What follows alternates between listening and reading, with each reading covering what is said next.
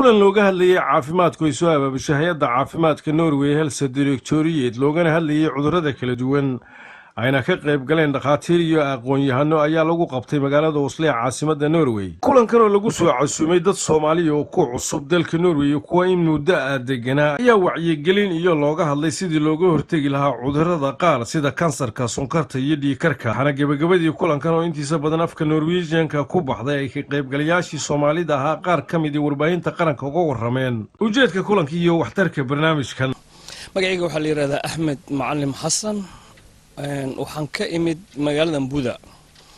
marka waxaan casuumaad ka helnay oo macnaha nagu leeyahay shirkan aad iyo aad qiimo u leh shirkan mowduuciisa ku saabsan caafimaadka waa aad iyo aad macnaha waa topic fiican oo macnaha oo aad iyo aad mataqaanaa anaga dan Soomaaliland xataa noo khusaynayo hadduu ku saabsan yahay caafimaadkii iyo qofka caafimaad soo ku heli lahaa soo macnaha uga taxadari lahay waxyaalaha dhaliya caafimaad darrada.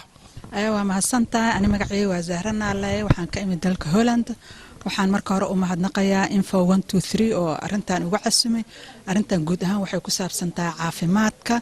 guud ahaan oo caafimaadka oo ama dhinacii kansarka laga hadlay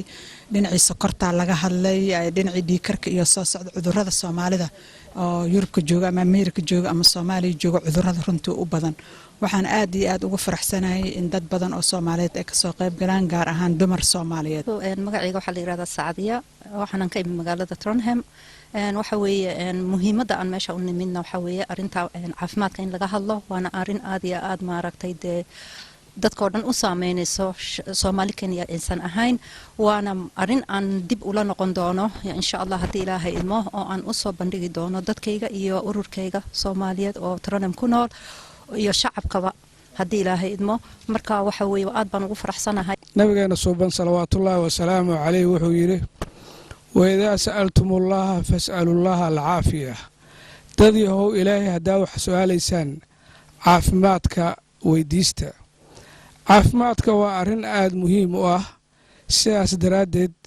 waxaan ka faa'iideysanaynaa dhammaan dadkeena meesha fadhiya iyo inta aan u gudbi doono macluumaadka meeshan aan ka helno ayaan waxaan u baahanahay si caafimaadka loo barto